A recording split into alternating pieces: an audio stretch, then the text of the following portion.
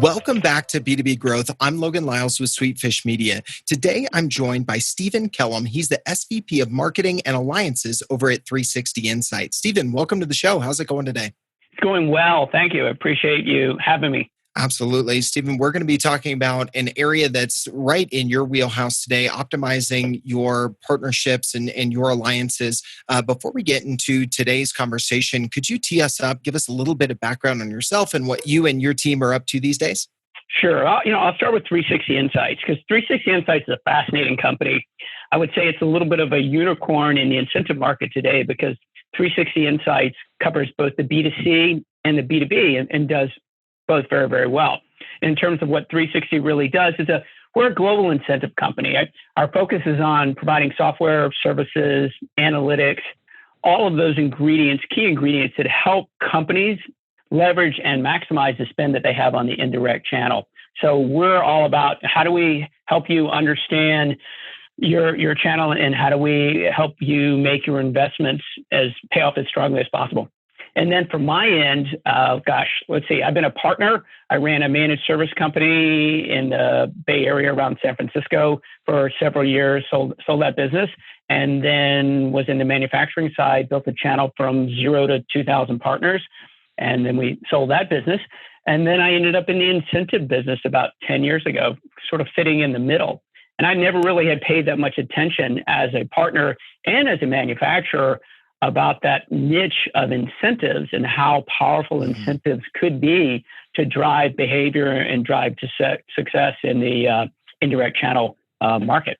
Yeah, absolutely. Well, you mentioned, one part of your career journey so far going from 0 to several thousand partners and that leading to some tremendous business success. So I'd like to jump in right there. One thing that I know you're keen to talk about, Steven, is viewing your relationship with your partners through the same lens as the customer experience mindset that you have towards your end consumers or your end buyers. Tell us a little bit about how you see that and where you see maybe some of your customers approaching this successfully. Sure. I think there's a couple angles to that.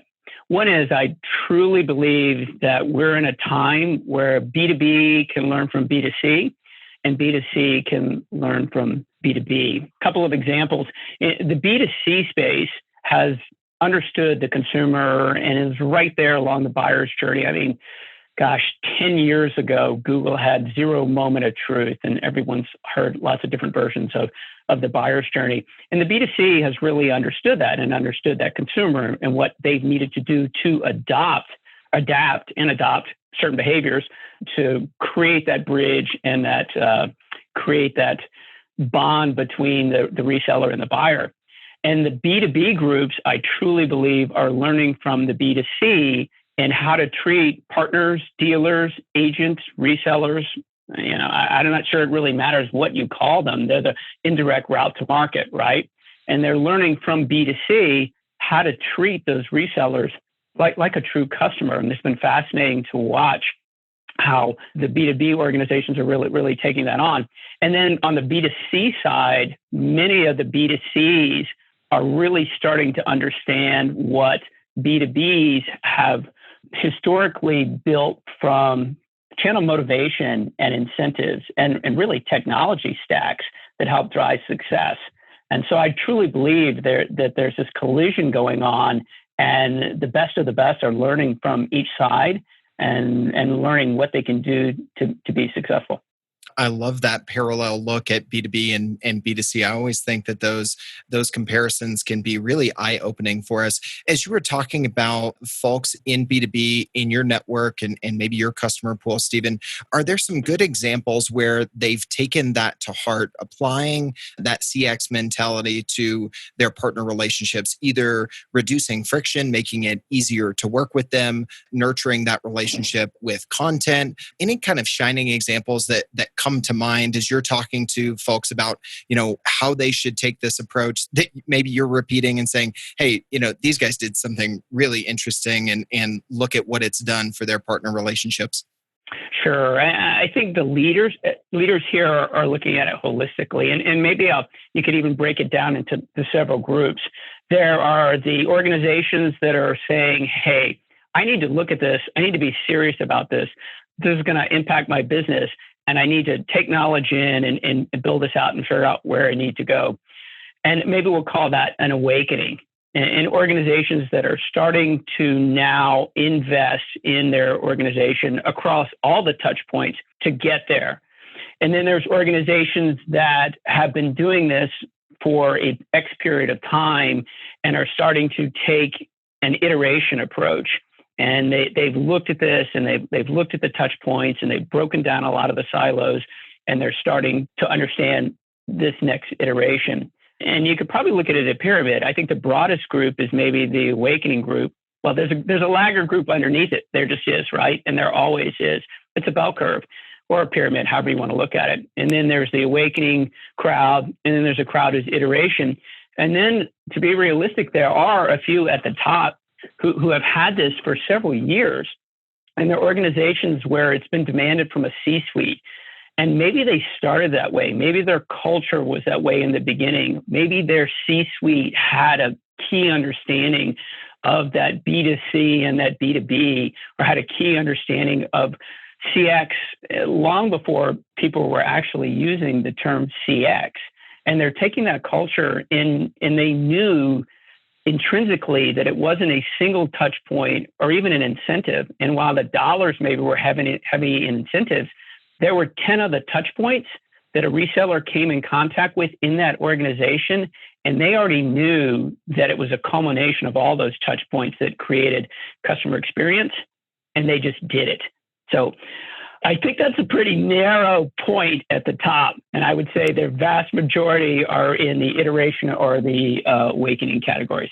Yeah, absolutely. And as you move further up to the top of that pyramid or the bell curve, I imagine that folks that are further along here are leveraging a fair amount of data as they're pulling it from various sources to get those insights into what is the customer experience like today? Where is there some disconnect? Those sorts of things. Can you speak to that a little bit, Steven? Am I right in saying that that's a key piece here into making a better experience and really being able to drive success in the channel? So I think you could look at technology stack and how important that has been. But the technology stack needs to get integrated. And there's always been different pieces in the technology stack. The leaders have figured out how to pull all that technology stack together to create a much better understanding of what that experience really looks like. And it's once again, every touch point along the way.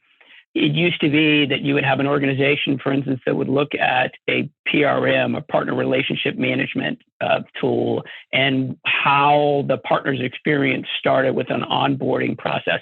And really, whether it's insurance or whether it's technology or HVAC or whatever it may be, particularly in the B2B space, they've always understood that there was a front-end touch for that reseller. And so that's been one technology.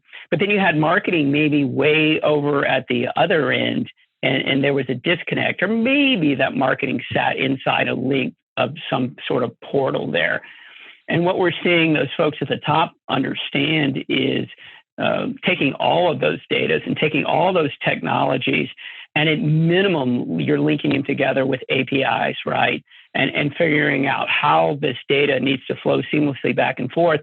And most importantly, giving access at a C-suite, at a VP level, at a channel chief level, at a director level, at an administrative, at a program level, and building this visibility appropriate to whatever level that is, and being able to pass that data, not just that data, but that analytics around that data up and down. And the folks that are really digging into that and demanding that. And by the way, it's a lot of work.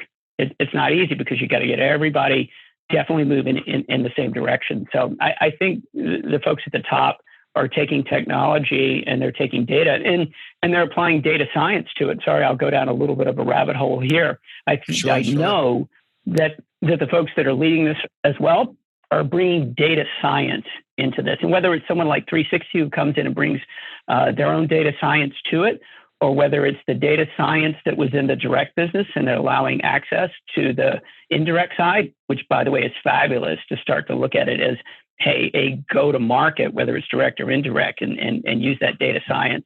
Or if it's an organization that's 99% through the channel, they're investing in true data science, so they can get decision grade data, right? I love that. Some really great insights there. And I love the idea of bringing in all of that data on if you do have a direct and an indirect sales channel, looking at those holistically, as well as bringing together, all sorts of different data sets from your different parts of your tech stack, kind of making that transition from tech stack to relationship. Today's conversation, Stephen, is all about managing those relationships with your partners. And you're kind of big on this idea of enablement is more than just the technology. Partners, resellers, channel partners, whatever the case is for you, if that is part of your go-to-market, enablement doesn't just mean technology. It goes deeper than that. Can you talk to us a little bit about where some of your customers are successfully enabling their partners and how they think about that concept of enablement in indirect or channel sales? Right. In the incentive world, enablement, sales and marketing enablement has really risen to the top. There's a company out there called Forrester, who owns a company out there called Serious Decisions. And Serious Decisions did a study last year, 500 Fortune 2000 companies.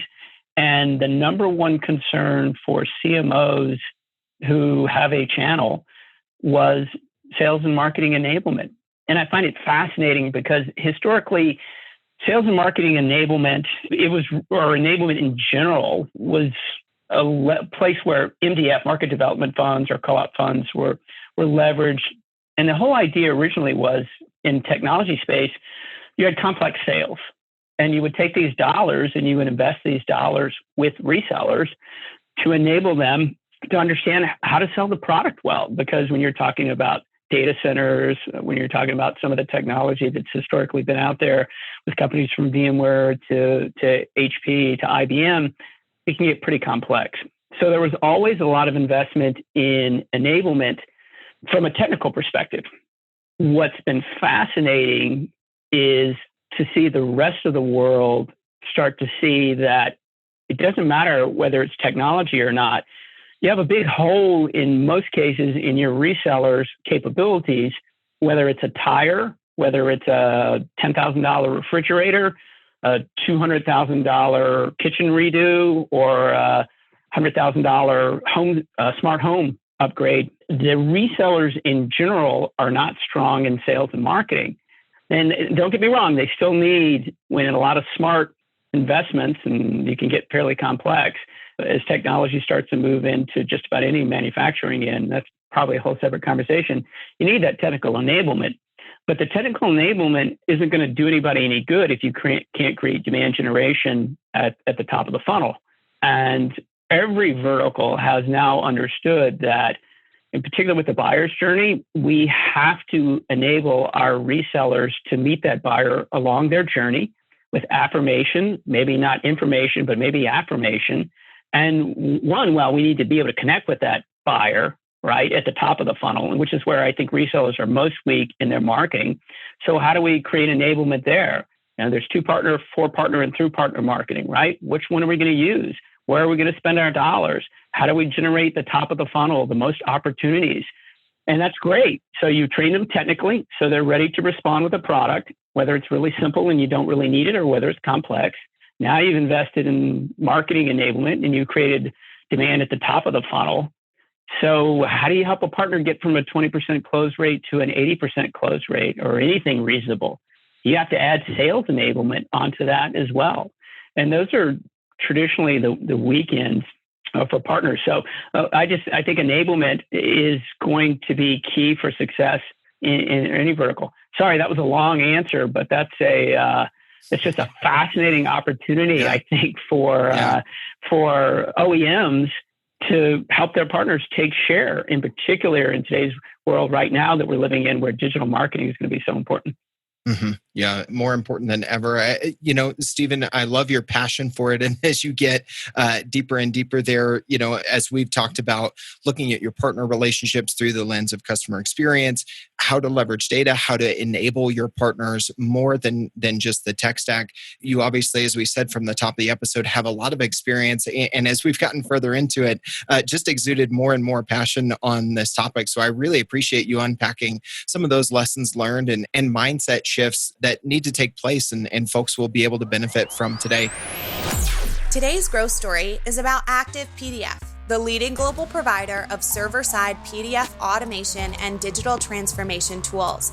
Active PDF gives teams the tools they need to create, convert, modify, view, extract, and automate data to and from PDF files. Active PDF relies on product trial signups for leads to drive new business, but they faced a challenge when low-quality signups were driving up the cost of product trials. To overcome their off-target lead generation and rising costs, they turned to Directive. Directive went to work optimizing visitor experience and centralizing high-intent keywords for Active PDF. With Directive's help, Active PDF tripled their conversion rates and quadrupled their trial signups, leading to one of their most successful quarters to date. If you want to learn how to drive this kind of growth, you need to check out Directive's Digital Marketing Course Institute. Step by step, click by click, Institute teaches you all of the skills you need to launch your own successful digital marketing campaigns. Sign up today at directiveconsulting.com/institute and get your first 4 lessons on us. Once again, that's directiveconsulting.com/institute to get 4 free lessons from the pros. All right, let's get back to the show. If anybody listening to this wants to go a little bit further, maybe pick your brain on some of the insights that you've shared, or just follow along with your content or that of your team at 360 Insights, what's the best way for them to take next steps or reach out to you guys?